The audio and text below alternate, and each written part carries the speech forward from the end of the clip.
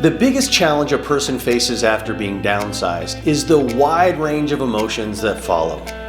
Over the past 15 years, I've observed many individuals deal with this unfortunate circumstance, and I wanted to share what I've seen others do to cope. And I genuinely hope that this helps you or someone that you care about.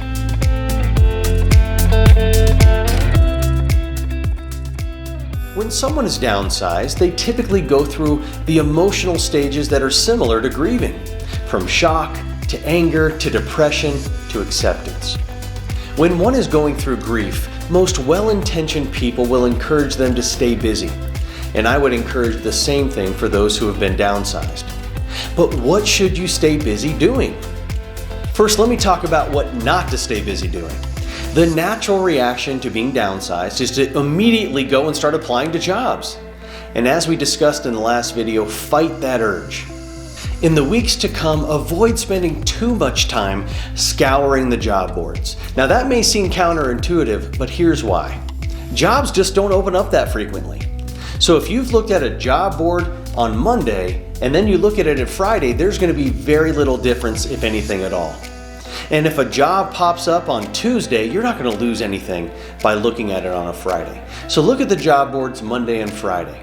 Don't drive yourself crazy by being glued to the job boards every day.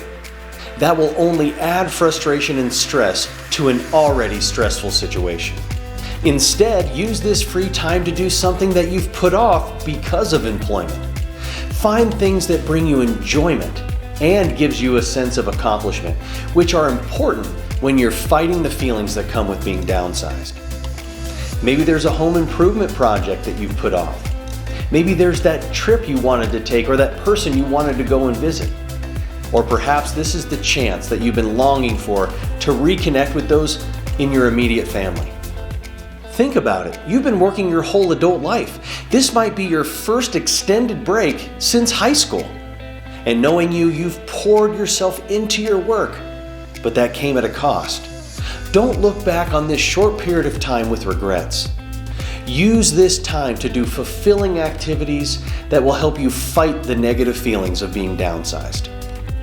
Now, of course, don't neglect activities that may lead to you getting a new position.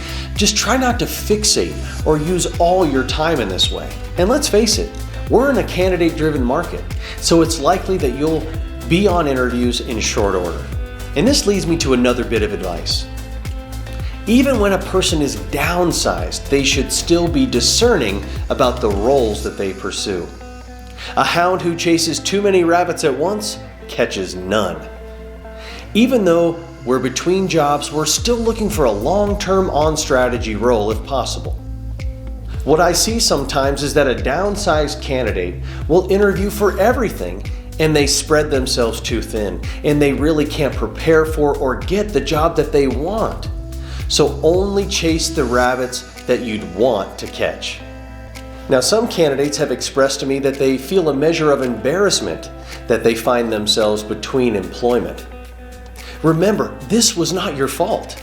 This downsizing wasn't about your performance, and in no way is it a reflection on your worth. With that in mind, a question that often comes up is if a downsized person loses some of their leverage in an interview. Has their value somehow diminished? Should they try to hide the fact that they've been downsized? Let's make that the topic of our next video. I hope that this advice about how to manage emotions of being downsized has brought you value. And if so, I'd love to hear from you. Now, if you feel like this is shareable content, please do so. And I hope that this will benefit someone in your network. And as always, I appreciate you watching. Thanks.